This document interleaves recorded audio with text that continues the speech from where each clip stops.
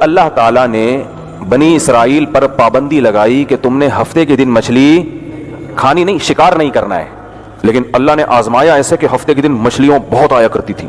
تو قرآن کہتا ہے کہ 3 حصوں میں بنی اسرائیل بٹ گئے. ایک وہ جنہوں نے کیا کیا، انہوں نے کہا کھاؤ یار، اور تھوڑا تھوڑا ان کے دل میں اللہ کا خوف بھی تھا، تو ڈائریکٹ شکار کرنے کے بجائے انہوں نے کہا یہ ہفتے کو اتنی آتی ہیں اور ہفتے کو پھر یہ چلی جاتی ہیں، اتوار کو اتنی آتی نہیں ہے، تو ہفتے کو جال لگا کے ان کو پھانس لو، نکالو اتوار کو. تو بات تو وہی ہو گئی نا. تھوڑا سا صبر کر لیتے بھائی، کہ جب اللہ نے ہفتے کو پابندی لگائی ہے، اس کا مطلب یہ جو ہفتے کے دن زیادہ آ رہی ہیں تو یہ اللہ کی طرف سے کیا ہے، آزمائش ہے. تو وہ اللہ ہم سے ویسے بھی تو نوالا چھین سکتا ہے نا.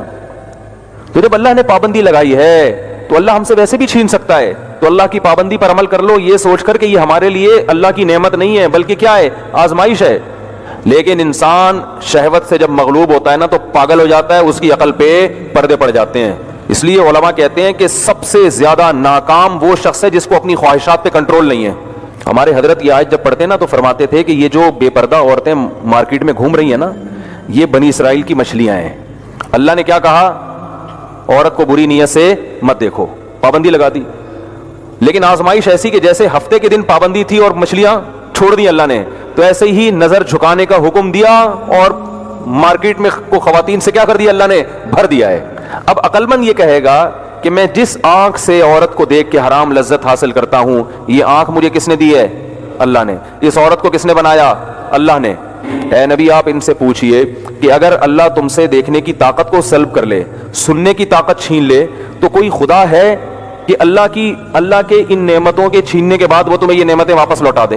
کتنے لوگ ہیں بینائی چلی گئی، ڈاکٹر نے جواب دے دیا یہ بینائی واپس نہیں آ سکتی. یہاں ایک نوجوان ملنے کے لیے آیا، اس کی عمر 18 سال، کہہ رہے بیٹھے بیٹھے میری بینائی غائب ہو گئی، دنیا اندھیری ہو گئی، اور ڈاکٹروں نے بتایا کہ ایسی بیماری ہے اس کا کوئی علاج نہیں، یہ نہیں آ سکتی واپس، ساری زندگی کے لیے نابینا ہو گیا. کس قدر خوف کی بات ہے بھائی کہ جو حرام لذت حاصل کر رہے ہیں وہ یہ بھی تو سوچیں کہ جس خدا نے دیکھنے پر پابندی لگائی ہے اس کو ابھی بھی پورا کنٹرول ہے، وہ دیکھے غافل نہیں ہوا ہے، وہ چاہے یہ بینائی ہم سے چھین سکتا ہے. نہیں چھین رہا تو اس کا یہ مطلب نہیں ہے کہ وہ ہم پہ مہربان ہے، اس کا مطلب اس سے بڑی سزا دینے کے لیے تیاری کر رہا ہے وہ. تو حضرت فرمایا کرتے تھے جب بھی عورتوں پہ نظر پڑے نا جو بازاروں میں گھوم رہی ہیں، کیونکہ بد نظری بہت آسان ہو گئی ہے، پہلے بڑی مشکل تھی. پہلے خواتین پرانے زمانے میں برقعے میں ہوا کرتی تھی، افسوس غم بھی ہوتا تھا کوئی دیکھتے ہوئے پکڑے نہ جائیں، پٹیں گے، چھپ چھپا کے دیکھ رہے ہیں، کہیں کھڑکی سے جھانک رہا ہے، کوئی دیوار پھلانگتے ہوئے پکڑا گیا. صحیح ہے نا. اور اب تو کچھ بھی نہیں ہے، اب تو فخر سے بتا رہے ہوتے ہیں لوگ، جا کے ایک دوسرے کو بتا رہے ہوتے ہیں.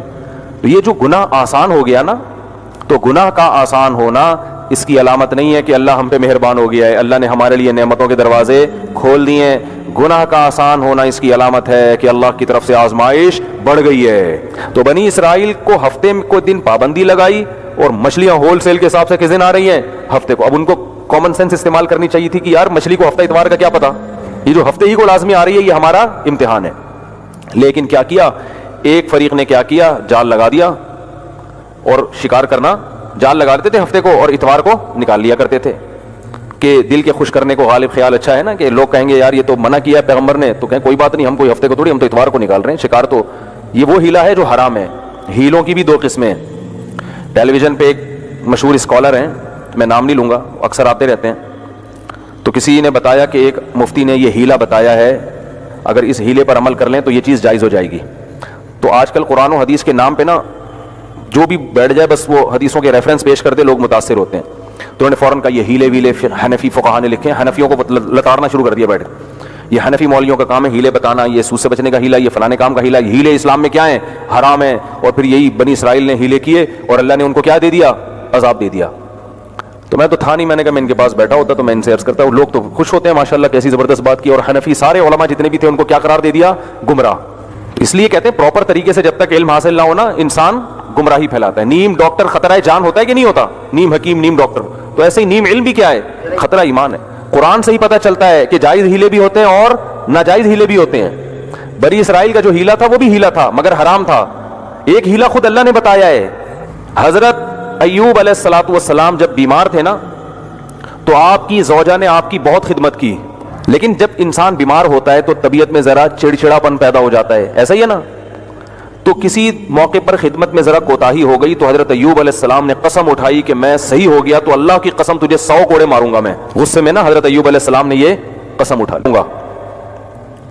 اب جب غصہ ختم ہوا تو احساس ہوا کہ اتنی وفادار بیوی جو بیچاری اتنی خدمت کر رہی ہے، تھوڑی سی کوتاہی ہو گئی، اس کو کوڑے مارنا تو کسی بھی طرح بولو نا بنتا ہی نہیں ہے. لیکن پیغمبر قسم اٹھا کے پوری نہ کریں تو پیغمبر کو اس پہ بھی ضمیر مطمئن نہیں ہے. بھائی اللہ کے نام کی قسم اٹھائیے، کیوں قسم اٹھا کے پورا نہ کرنا، یہ تو اللہ کے نام کی ایک قسم کی، یعنی آپ نے اللہ کو وہ عظمت نہیں دی جو اس کا حق بنتا ہے. تو قرآن کہتا ہے ہم نے ایوب علیہ السلام کو کہا جب وہ ٹھیک ہو گئے، ہم نے کہا خذ بیدک ضغثا، ایک جھاڑو لیں جس میں 100 تنکے ہوں اور ایک ہی دفعہ لگا دیں، ٹھیک ہے نا. ولا تحنس، اور آپ قسم میں حانس نہ ہو، قسم نہ توڑیں، قسم بھی پوری ہو جائے گی. اور بیوی کو بھی پتا ہے کہ یہ ذلت کے لیے نہیں لگایا جا رہا بلکہ یہ اپنا ایک فارمیلٹی پوری کی جا رہی ہے. تو یہ بھی ایک ہیلا ہے یا نہیں ہے؟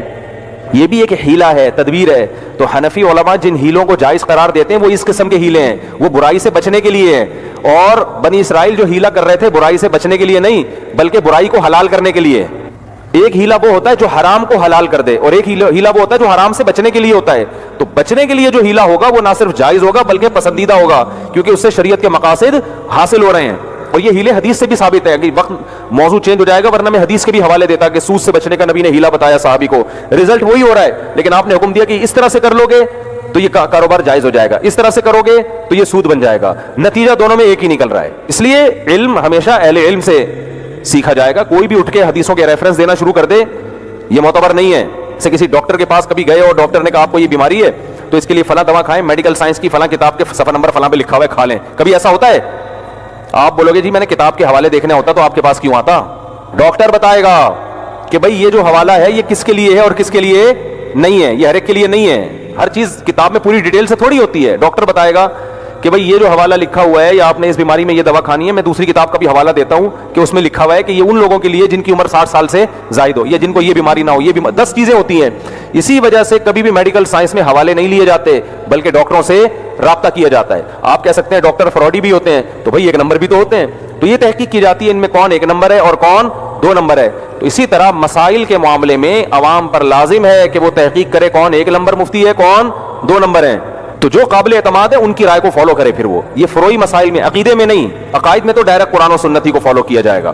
تو خیر، تو اللہ نے بتایا کہ بنی اسرائیل میں 3 جماعتیں بن گئیں. ایک جماعت وہ بن گئی جس نے دبا کے مچھلی کا شکار شروع کر دیا. ایک جماعت وہ ہو گئی جس نے مچھلی کا شکار نہیں کیا، انہوں نے اپنے آپ کو بچا لیا.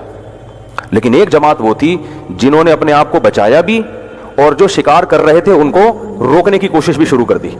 تو یہ ہوتے ہیں نمبر 1. یہ کون ہوتے ہیں؟ کہ بھائی خود بھی ٹھیک بننا ہے اور معاشرے کی اصلاح کی بھی کوشش کرنی ہے.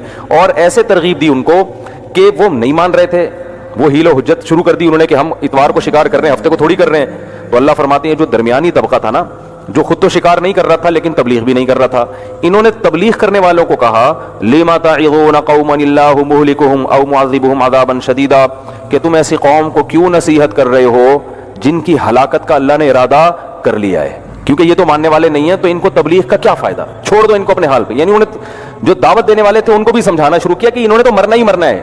تو وہ جواب میں کیا کہتے ہیں؟ مَعْذِرَةً إِلَىٰ رَبِّكُمْ وَلَعَلَّهُمْ يَتَّقُونَ، شاید بچ جائیں. بھائی کتنی فکر تھی دیکھو ان میں.